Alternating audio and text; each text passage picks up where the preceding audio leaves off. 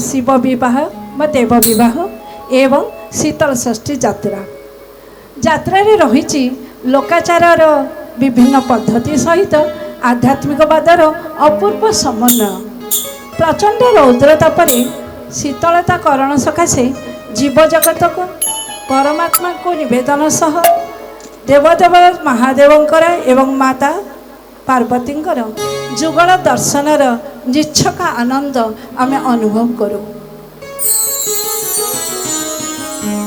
देवदेव महादेव और जगज्जननी माँ पार्वती को आपण माने प्रतिवर्ष संतान जड़े गोटे गोटे परिवार संतान रूपे पाइकी निजको खूब धन्य मन करेंगे। एते आपण मानक मनरे आध्यात्मिकवाद आसीजिव आपण माने बहु संख्यार इच्छा करेंगे आमे तांको पुओ झियो करिकी बाहागर करतु कि आमे तो सबू आमर उत्कलीय परंपरा पालन करिछे से आमे जगन्नाथ को भी जेमिति उत्कलीय माने तांकर बाहागर व्रतघर सबुथिरे डाकती जगन्नाथ को सेमती आमे भी आज जगन्नाथ को निमंत्रण करवा आमर शीतल षष्ठी यात्रा रे शिव विवाह परे आमर नगर परिक्रमा रे शिव जाउछंती सेथिरे योगदान करियको। महाप्रभु श्री जगन्नाथ पवित्र नीलाचल रे अनंत कालरू लीला संरचना करी आसचालिछंती। तांकर रूप माधुर्य दुःखहारक और शांति प्रदायक चका आखि और कलाबदन को दर्शन करी भक्त हुए तृप्त और संतुष्ट।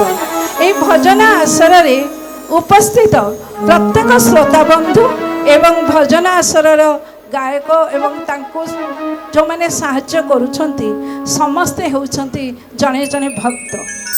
एटा मानिबा को पड़िबो ही पड़िबो।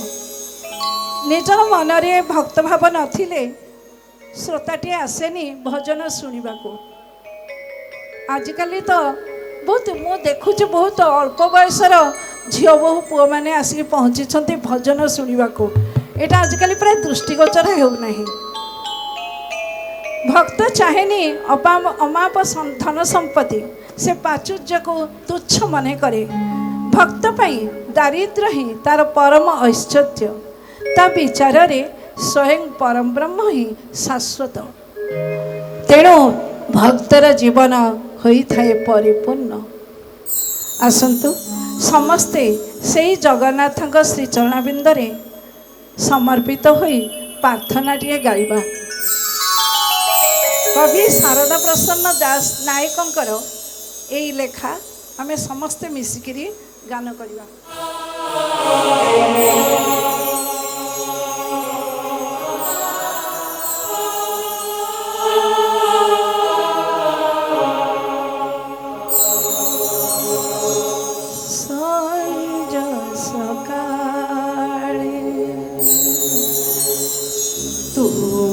छवि खोजे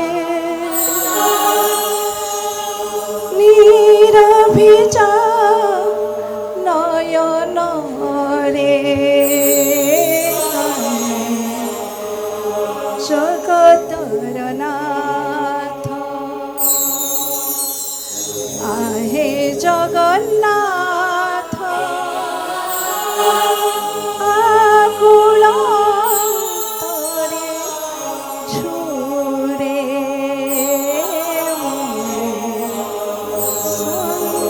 सकाळे